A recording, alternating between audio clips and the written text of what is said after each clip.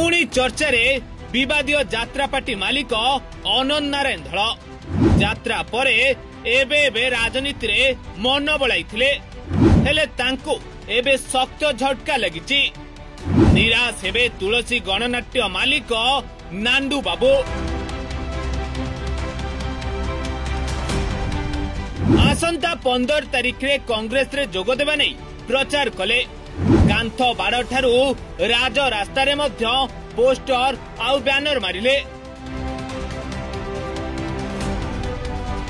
हेले एबे भक्त दास को स्टेटमेंट सबु किछि भंडुरु करि दैछि।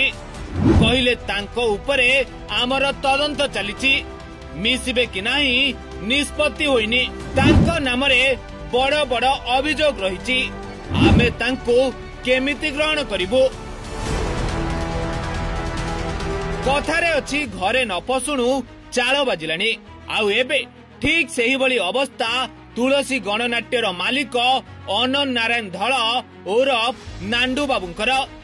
यात्रा दुनिया परे एबे राजनीति रे एंट्री करिबाकू मन बळाइथिले नांडू बाबू। हेले तांकर सेही स्वप्न रे बाधक साजिति तांको पुरुणा रेकर्ड बा विगत दिन रे तांकू नै तेजिथिबा विवाद।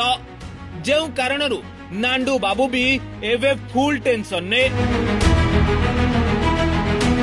सूचना अनुसार आसंता 15 तारिख रे नांडू बाबू कांग्रेस रे जोग देबा नै चारिआडे प्रचार प्रसार करिले।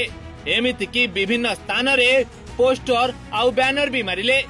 विराट शोभा यात्रा रे भुवनेश्वर पार्टी ऑफिस रे पीसीसी सभापति उपस्थिति रे जोग देबाकू योजना मध्य करथिले, किंतु एबे तांकरे से स्वप्न कहीं स्वप्न रे ही रहीगला भली लागुचे।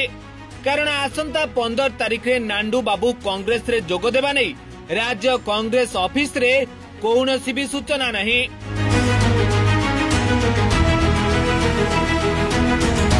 एबडे कांग्रेस सभापति भक्त चरण दास एक गणमाध्यम आगरे एने प्रतिक्रिया मध्य दैछंती, जेउथिरे भक्त कहिसंती कांग्रेस रे नांडू जोग देबा नै कौनसी निष्पत्ति होई नाही। तांको नामरे अनेक अभियोग और हाई कनेक्शन रहिछि, से गुड़िक विचार परे तांको मिसिबाकू नै निष्पत्ति हेबो। से बहुत बड़ लोक, तांको बाबदरे आमे तदंत चलाइछु। सत कोन आमे न जानिले तांको केमिति ग्रहण करिबो।